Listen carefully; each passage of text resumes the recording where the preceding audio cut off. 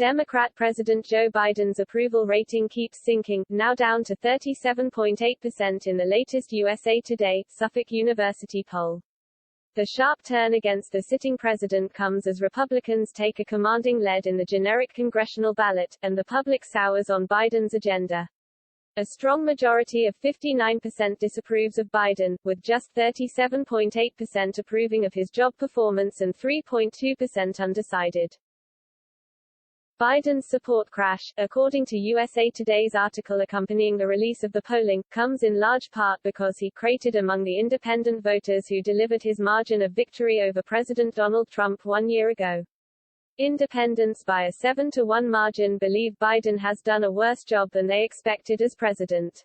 Nearly half of those surveyed, 46%, say Biden has done a worse job as president than they expected, including 16% of those who voted for him. USA Today's Susan Page and Rick Ruan wrote. Independents, by 7-1, 44% to 6%, say he's done worse, not better, than they expected. Republicans now have a dominant 8-point lead in the looming midterm elections as well, as 46% of survey respondents say they will vote for a Republican and just 38% say they will back a Democrat. If the election were today, those surveyed say, they would vote for their Republican congressional candidate over the Democratic one by 46% to 38%, an advantage that would bode well for GOP hopes of gaining a majority in the House and the Senate, Page and Ruan wrote. In a president's first midterm election, his party usually loses ground, and this time the GOP needs to flip just 5 seats in the House and 1 in the Senate to claim control. What's more, former President Donald Trump, a Republican, now leads Biden in a hypothetical 2024 matchup. If the presidential election were today between Biden and Trump, 44% say they would vote for Trump, 40% for Biden, 11% for an unnamed third-party candidate. In the election last year, Biden beat Trump 54% to 47%, Page and Ruan wrote. This comes as a commanding majority of Americans, including a sizable number of Democrats, hope Biden does not run again in 2024. Nearly two-thirds of Americans, 64%, say they don't want Biden to run for a second term in 2024. That includes 28% of Democrats, Page and Ruan wrote. Democrats do not have much of an out in Biden's vice president, Kamala Harris, either, because she has an even lower approval rating, hitting just 27.8%.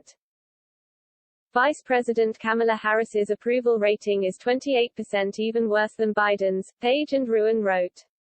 The poll shows that 51% disapprove of the job she's doing.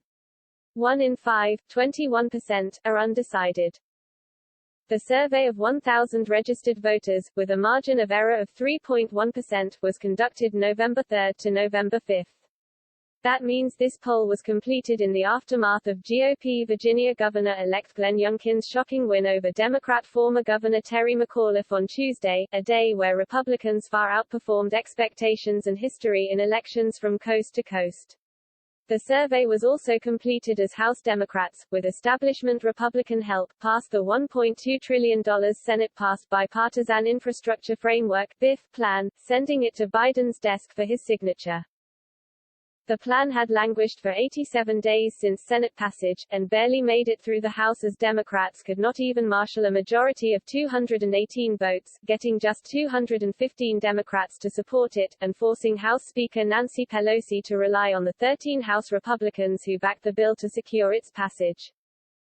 While that bill that passed both chambers with bipartisan support does get some broad support from the public, the bigger Democrat agenda bill, called the Build Back Better Act, fares much worse in the polling.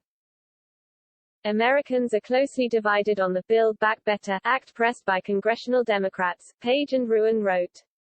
In the poll, 47% support the $1.85 trillion bill, 44% oppose it. The sweeping measure includes more than $500 billion in climate change and clean energy funding. It would establish pre-K for all 3- and 4-year-olds, extend the child tax credit for 1 year, expand Medicaid coverage in some states, add hearing coverage to Medicare, and finance affordable housing programs. Perhaps more importantly, though, a solid majority of 61% of Americans say Biden's BBB bill will have either no impact or a negative impact on their families.